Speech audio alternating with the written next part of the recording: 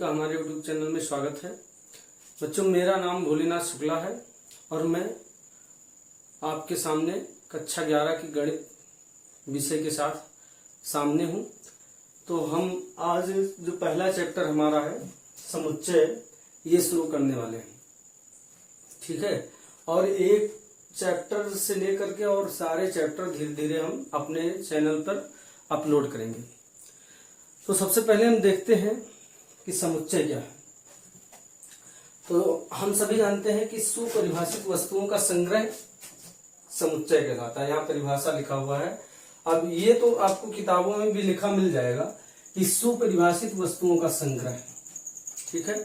हर एक संग्रह समुच्चय नहीं है। संग्रह तो आप समझते ही कलेक्शन, संग्रह का इंग्लिश वर्ड कहा जाए तो संग्रह का इंग्लिश वर्ड होता है कलेक्शन। अब हर एक कलेक्शन क्या समुच्चय होगा?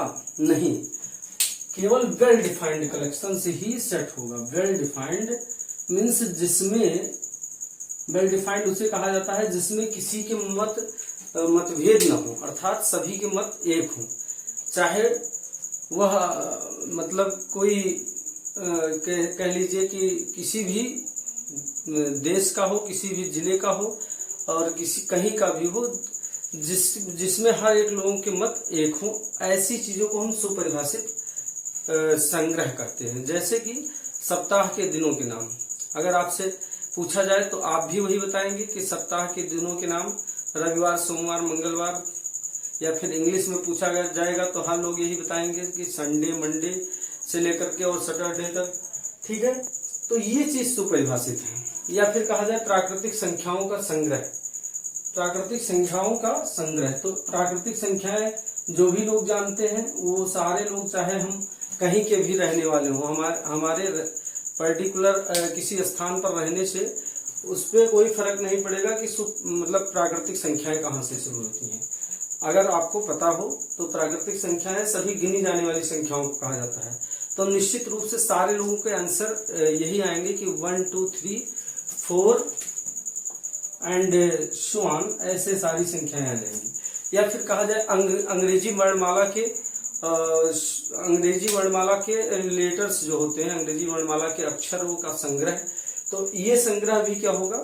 समुच्चय होगा, क्योंकि इसमें सारे लोगों के मत एक जैसे होंगे। तो ऐसी ही चीजों को हम सुपरिभाषित कहते हैं जिसमें सारे लोगों के मत एक हों। जबकि कहा जाए कि दुनिया के सबसे खतरनाक जानवरों का संग्रह, तो इसमें हर लोगों के अपने अलग अलग मत हो जाएंगे, ठीक है। या फिर कहा जाए कि सबसे लोकप्रिय लेखकों का संग्रह, ये सब एनसीईआरटी में पहले एक्सरसाइज में ही दिया हुआ है कि निम्न में से कौन से संग्रह समुच्चय हैं। तो एक बात आपको समझ में आ गई होगी कि संग्रह और समुच्चय में अंतर है, माइनर डिफरेंस। मतलब समुच्चय भी एक संग्रह होता है, पर यह एक विशेष प्रकार का संग्रह है, यानी स्पेशल टाइप ऑफ कलेक्शन है। सेट क्या होता है? सेट जो होता है ये है स्पेशल टाइप ऑफ कलेक्शन। कैसा स्पेशल टाइप? ऐसा जिसमें सारे लोगों के मत एक होने चाहिए, ठीक है, किसी के भी अलग अलग मत ना हो, ऐसी सुपरिभाषित वस्तुओं का संग्रह ही समुच्चय कहा जाएगा। आई होप आपको समुच्चय की परिभाषा समझ में आ गई होगी। अब हम देखो समुच्चय और संग्रह में अंतर कैसे करेंगे कि कौन, तो हम अगर कोई आपसे ये पूछे कि संग्रह और समुच्चय में क्या अंतर है, तो देखो प्रत्येक समुच्चय सदैव एक संग्रह होगा। प्रत्येक समुच्चय सदैव क्या होगा? एक संग्रह होगा। ये अंतर है, बहुत इम्पॉर्टेंट पॉइंट है ये कि प्रत्येक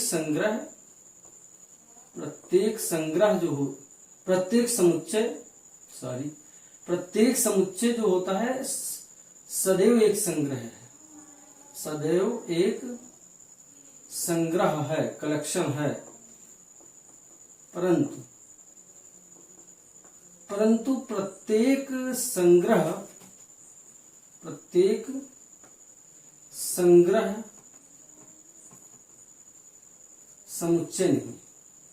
समुच्चय नहीं है। तो ये अंतर है। अर्थात समुच्चय कहां से पैदा हुआ? संग्रह से।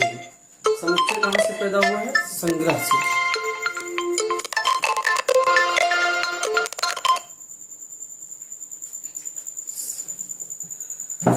समुच्चय जो है वो संग्रह से पैदा हुआ है। जैसे आप एक एग्जाम्पल से समझो, हम इसको अपने जीवन में रिलेट करेंगे।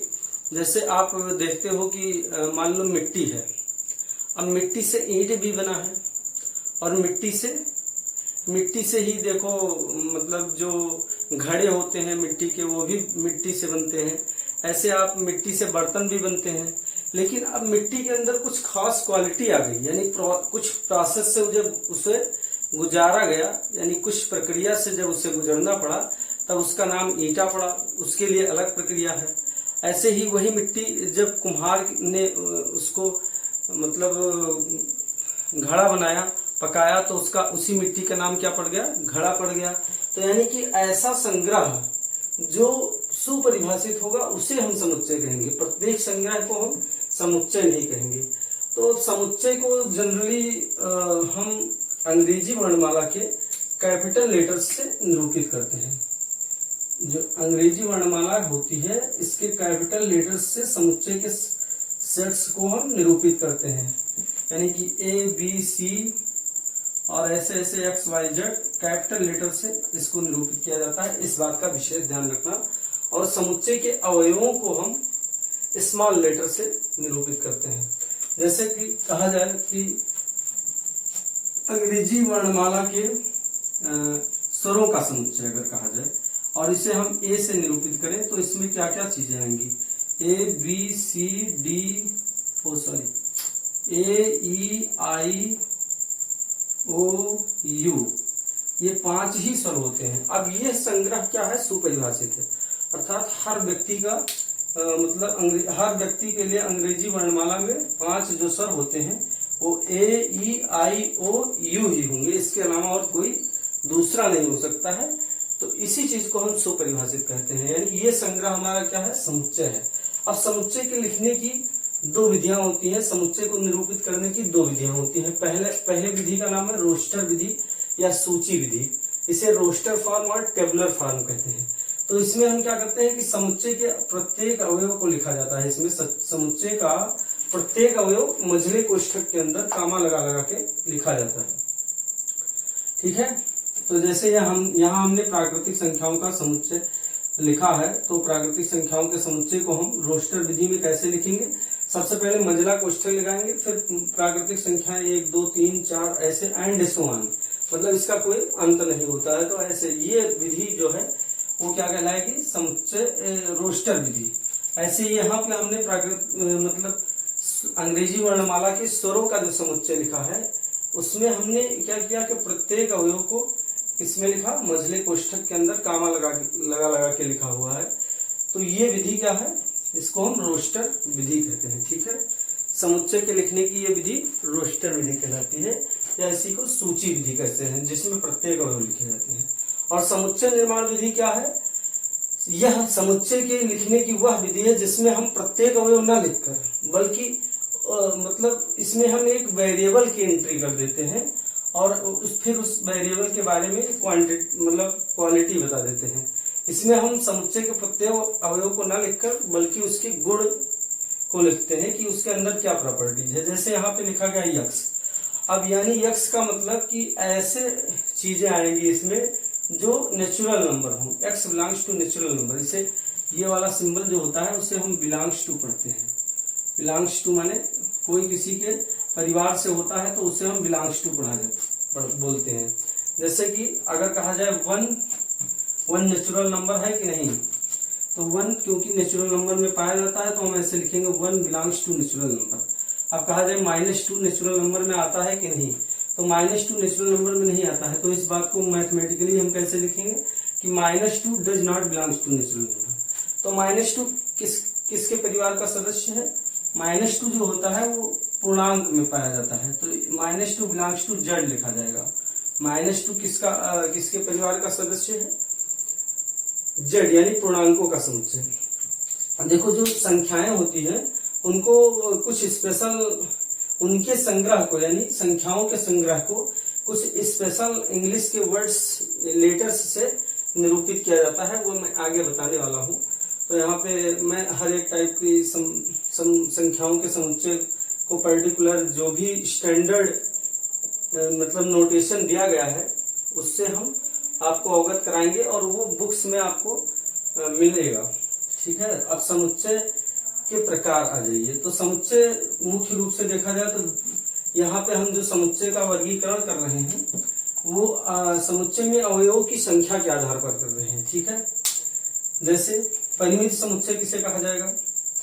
परिमित समुच्चय का मतलब ऐसे समुच्चय जिसमें अवयवों की संख्या निश्चित की जा सके, अर्थात गिनी जा सके, यानी कि जिसमें अवयवों की संख्या निश्चित हो। निश्चित मीन्स फाइनाइट। यानी फाइनाइट क्या होता है? फाइनाइट का मतलब जिसे काउंट किया जा सके और काउंट करके एक निश्चित संख्या दी जा सके, ऐसे समुच्चयों को हम क्या बोलते हैं? परिमित समुच्चय। अब परिमित समुच्चय के अंतर्गत ही हम रिक्त समुच्चय और एकल समुच्चय को भी कर सकते हैं। रिक्त समुच्चय किसे कहते हैं? ऐसा समुच्चय जिसमें एक भी अवयव ना हो, जैसा कि इसके नाम से ही स्पष्ट है, नल सेट और वाइड सेट। रिक्त मीन्स खाली हो, ऐसा कोई समुच्चय जिसमें एक भी अवयव ना हो, अर्थात वो खाली हो। तो जैसे इसको हम जनरली जो रिक्त समुच्चय होता है इसे हम मझले कोष्ठक से निरूपित करते हैं।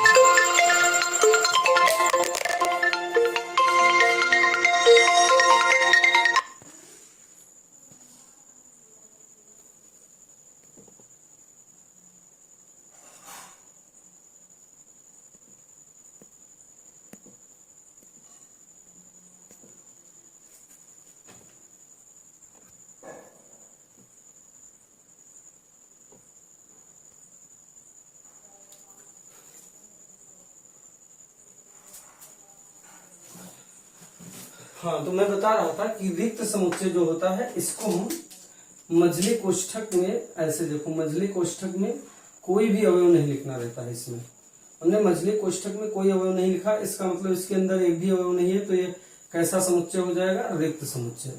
या फिर इसको दूसरा लिखने का तरीका है ये, अगर इसको हम फाई बोलते हैं, इसे कहा जाता है फाई। तो अगर खाली फाई लिख दिया जाए तो ये भी रिक्त समुच्चय को निरूपित करता है। ठीक है, अगला है अपरिमित, हाँ, एकल समुच्चय। ऐसा समुच्चय जिसमें केवल एक अवयव रहे, ऐसे समुच्चय को हम एकल समुच्चय या सिंगलटन सेट इसे इंग्लिश में कहते हैं। देखिए, इंग्लिश के वर्ड्स को जानना आपके लिए बहुत जरूरी है, क्योंकि आगे अगर आपको कुछ करना है तो सारी चीजें इंग्लिश में ही रहेंगी।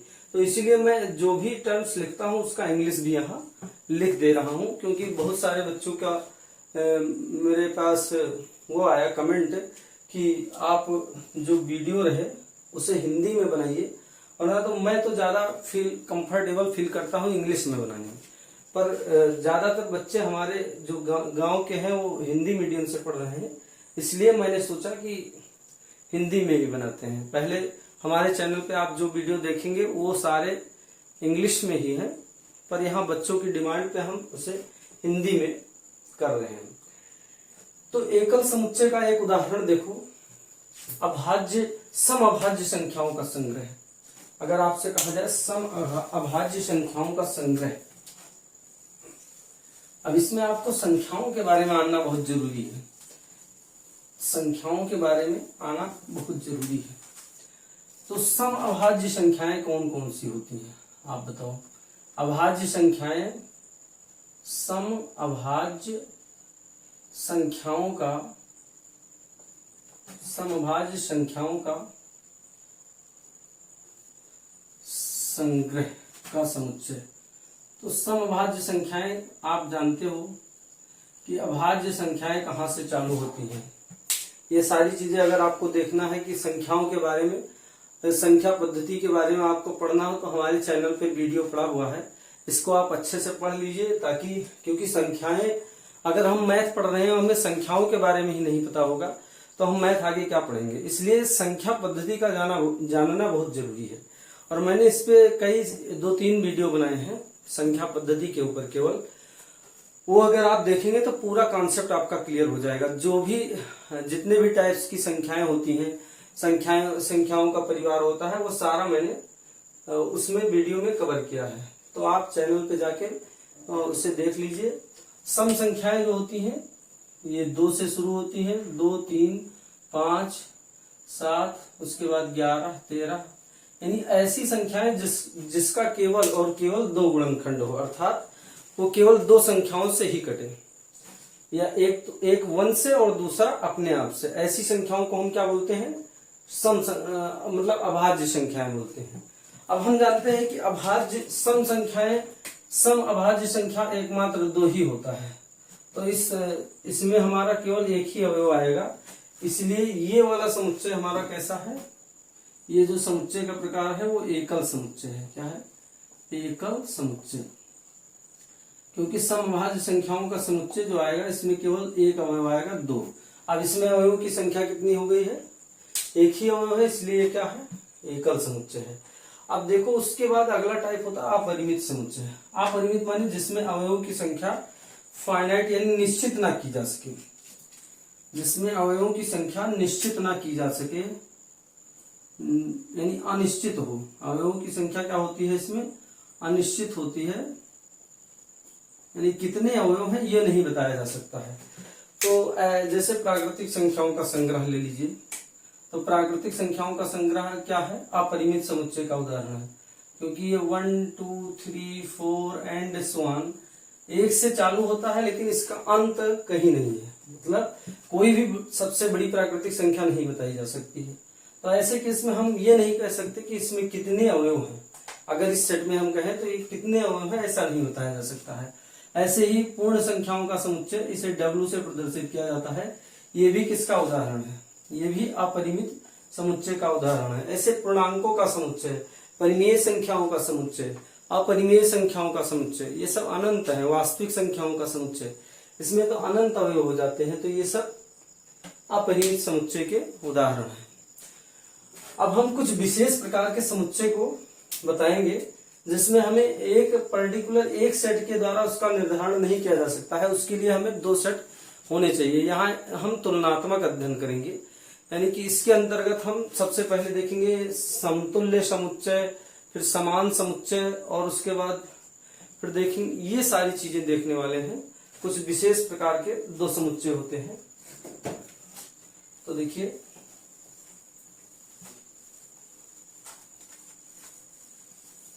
पहला है समतुल्य समुच्चय। पहला होता है समतुल्य समुच्चय। समतुल्य समुच्चय, समतुल्य समुच्चय, इसको बोलते हैं इक्विवेलेंट सेट। इक्विवेलेंट सेट, तो दो समुच्चय जो होते हैं वो समतुल्य कहलाते हैं। दो समुच्चय ए और बी, यहाँ पे हमेशा दो समुच्चय की बात आएगी। कोई दो समुच्चय अगर ये हो, एक समुच्चय ये हो मान लो, अब इसमें ए ई आई ओ यू 5 अवयव हैं, और एक बी समुच्चय मान लो, इसमें है 1 3 5 7 9, ठीक है। तो अब ये समुच्चय में कितने अवयवों की संख्या है, ये समुच्चय में अवयवों की संख्या को हम ऐसे प्रदर्शित करते हैं, number of elements in A equal to 5। यहाँ कितने अवयव हैं, तो 1 2 3 4 5। इसमें कितने अवयव हैं, 1 2 3 4 5। तो इसमें भी अवयव बराबर है, number of elements in A equal number of elements in B. तो अगर कोई दो समुच्चय इस प्रकार हो कि उनमें अवयवों की संख्या समान हो, तो ऐसे समुच्चय को हम समतुल्य समुच्चय, इक्विवेलेंट सेट बोलते हैं। अब समान समुच्चय क्या होता है, समान समुच्चय, कोई भी दो समुच्चय समान समुच्चय कहलाते हैं। ए और बी जो है वो समान समुच्चय कहलाएंगे, यानी ए इक्वल बी तब कहा जाएगा जब ए का प्रत्येक अवयव बी में हो। ए का प्रत्येक अवयव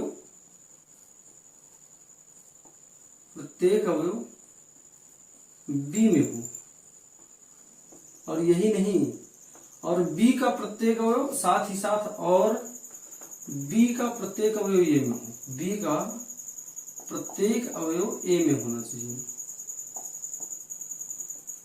प्रत्येक अवयव ए में हो, तब ये और बी को क्या कहा जाता है, समान समुच्चय कहा जाता है। ठीक है, समान समुच्चय, या इसका एक नाम हिंदी में और है, समान समुच्चय या सम समुच्चय, इसी में सम समुच्चय, सम समुच्चय, इसी को इंग्लिश में इक्वल सेट्स, इक्वल सेट्स। तो एक उदाहरण से समझते हैं इसे, एग्जाम्पल से। जैसे मान लो ए है, ए में 1 2 3 4 5 ऐसे है, 5 अवयव हैं। और बी एक सेट है, उसमें 5 3 1 2 4 ऐसे बी में ये है अवयव। अब ये और बी में देखो, ए का प्रत्येक अवयव बी में है, ए का प्रत्येक अवयव, जैसे ए में 1 है, अब 1 बी में भी है, ए में 2 है, 2 बी में भी है यहाँ, ऐसे ए में 3 है, ठीक, और 3 बी में भी है, ए में 4 है, बी में भी 4 है, ए में 5 है, बी में भी 5 है, और ए में 1 है, यहाँ ए में 1 है और 2 है, तो 2 भी बी में है। तो ए का प्रत्येक अवयव बी में है और बी का प्रत्येक अवयव ए में है। तो ये ए और बी क्या हो गए, समान समुच्चय हो गए। ध्यान रखना कि समुच्चय में अवयवों के क्रम का कोई महत्व नहीं होता है कि कौन सा अवयव कहाँ लिखा है। इससे मतलब नहीं है कि मतलब यहाँ पे 1 पहले नंबर पे था तो वहां 1 तीसरे नंबर पे है, इससे कोई मतलब नहीं है। अगर किसी दो समुच्चय में, यानी एक समुच्चय ए हो और दूसरा बी हो, तो ए का अगर प्रत्येक अवयव बी में हो, यानी अवयव कहीं भी हो, उसके पोजीशन से मतलब नहीं है कि वह किस स्थान पे है, कौन से नंबर पे है।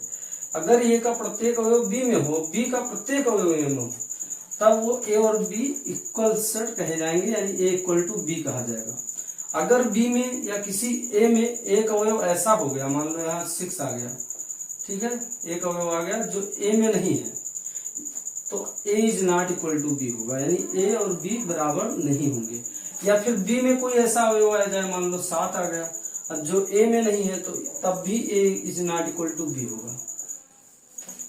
ठीक है, सम समुच्चय आई होप आपको समझ में आ गया होगा। अब देखिए समतुल्य समुच्चय और सम समुच्चय में क्या अंतर है, इक्विवेलेंट सेट और इक्वल सेट में क्या अंतर है। तो उसमें यह है कि इसमें अवयवों की संख्या बराबर होनी चाहिए, यहाँ पे अवयवों की संख्या बराबर होनी चाहिए। दो समुच्चय समतुल्य तब कहे जाएंगे जब उसमें केवल अवयवों की संख्या बराबर हो, और यहाँ पे अवयव अंदर के अवयव बराबर होने चाहिए। तो संख्या निश्चित रूप से इनके अंदर बराबर होगी। जो समान समुच्चय है उसमें ऑलरेडी ये तभी संभव है कि ए का प्रत्येक अवयव बी में हो और बी का प्रत्येक अवयव ए में हो, जब उनमें अवयवों की संख्या पहली बार बराबर हो जाए। तो इसका मतलब प्रत्येक सम समुच्चय सदैव क्या होगा, समतुल्य होगा। प्रत्येक सम समुच्चय क्या होगा, समतुल्य होगा। लेकिन हर एक समतुल्य समुच्चय सम समुच्चय नहीं होगा। तो ये अंतर है, ये बहुत इंपॉर्टेंट है, इसको लिख लीजिए। अगर आपसे कोई पूछे कि समतुल्य समुच्चय और सम समुच्चय में क्या अंतर है, ये मैथ में एनालिसिस ही सबसे मेन होता है। विश्लेषण करना, चीजों का विश्लेषणात्मक अध्ययन करना ही सबसे मेन होता है। तो अगर आपसे कोई पूछे कि समतुल्य सम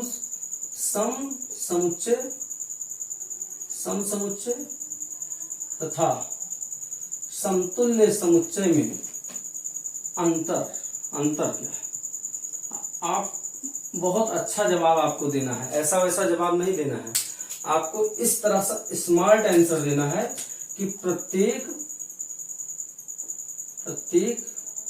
सम समुच्चय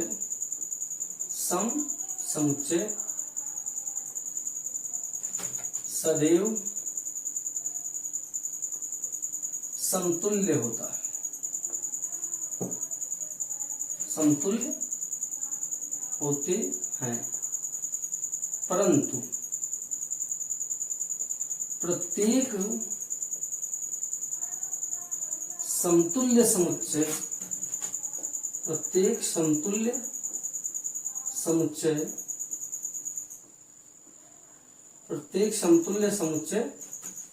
सम समुच्चय नहीं होते। जैसे उदाहरण में आपको मैंने ये बात पहले ही समझा दी है, नहीं होते।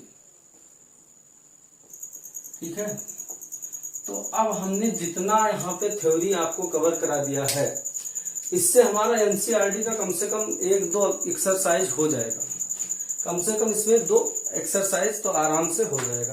पहला एक्सरसाइज में तो यही बताना है, पहला एक्सरसाइज में हमें ये बताना है कि कौन से संग्रह समुच्चय है या नहीं, और उसके बाद समुच्चय निर्माण की जो दो विधियां बताई हैं, एक तो रोस्टर विधि, और रोस्टर विधि या सूची विधि जिसको हम कहते हैं, जिसमें प्रत्येक अवयव मतलब मझले कोष्ठक के अंदर प्रत्येक अवयव लिखा जाता है, और दूसरा समुच्चय निर्माण विधि सेट बिल्डर फॉर्म, जिसमें कि हम